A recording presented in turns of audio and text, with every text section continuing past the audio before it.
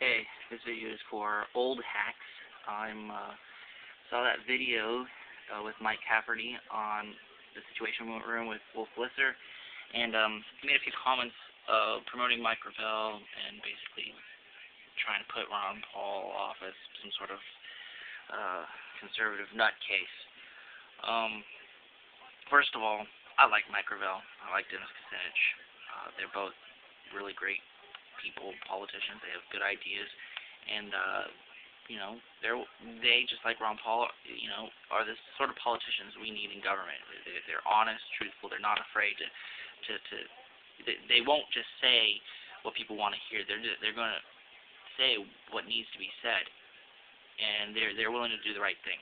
And I just wanted to say a few things. First of all, Mike Gravel, you made a comment about how Ron Paul wants to get rid of the IRS, gets rid of taxes, and that's just not possible, because how will we pay for roads and fire departments and whatnot? And first of all, I want to say Mike Gravel also wants to get rid of the IRS, so that kind of point invalidates itself. But I wanted to say that Ron Paul doesn't want to get rid of all taxes. The Constitution states that we need to pay for taxes, but not an income tax. That basically says that the government owns us and owns our wages and allows us to have a part of what we earn. That's not how it works. We pay taxes on pretty much everything you can imagine, everything. And I would invite you to watch, it's on YouTube, you can find it out. I'll post a link to it in the video description. It's called John Stossel Goes to Washington. And if you don't know who John Stossel is, he's on 2020, and he made this excellent 1 hour long documentary on libertarianism. He doesn't really say the word libertarianism, but he kind of goes about how our government is basically ruining everything it gets its hands on. So I'm not going to try to explain to you why it's a bad idea to have all these government funded programs, but the reason why we needed an income tax is because we're letting the government do all these government funded programs instead of letting it do what it's supposed to do, which is basically protect our borders, police the state, and fight wars.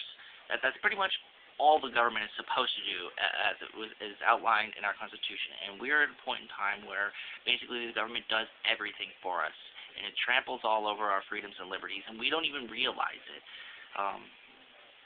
So yeah, no, go ahead, vote for Mike Gravel. He's a great candidate, but you need to understand that Ron Paul is not a bad person at all, and we actually haven't had a classical conservative, like a true conservative, as a president. We've had several run, but they never won the nomination.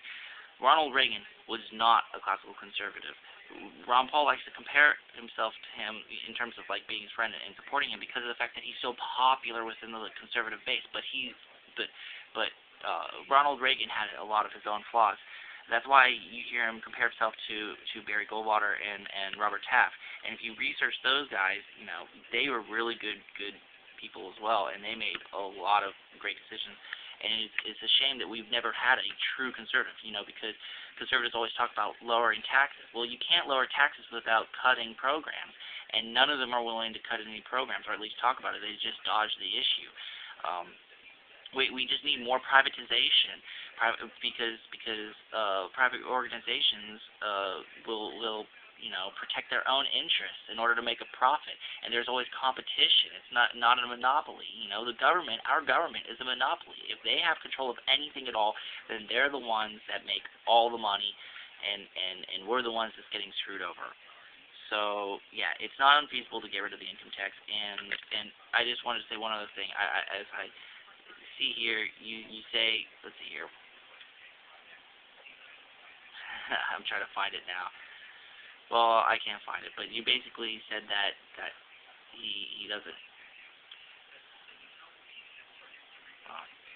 You basically were criticizing him for not caring about people or of some sort, and I just think that it's totally ridiculous that you think that.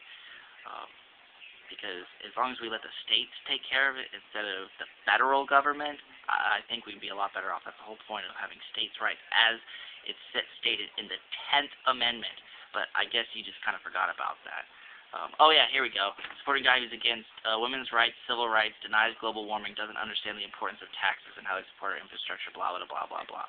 Yeah, okay. As I just said, women's rights, civil rights. He just thinks everything should be states' decisions. And he doesn't deny global warming. Oh my god. Okay. Well, anyways, I can't even talk about this anymore. But just do some more research before you just denounce the guy. I'm not trying to denounce you because you're at least supporting a non-CFR member, and you know you obviously are knowledgeable enough to know who the good candidates are. You're not going Rudy Giuliani, Hillary Clinton, you know. So I thank you for that. But like I said, if it's him versus Hillary Clinton, I hope you make the right decision.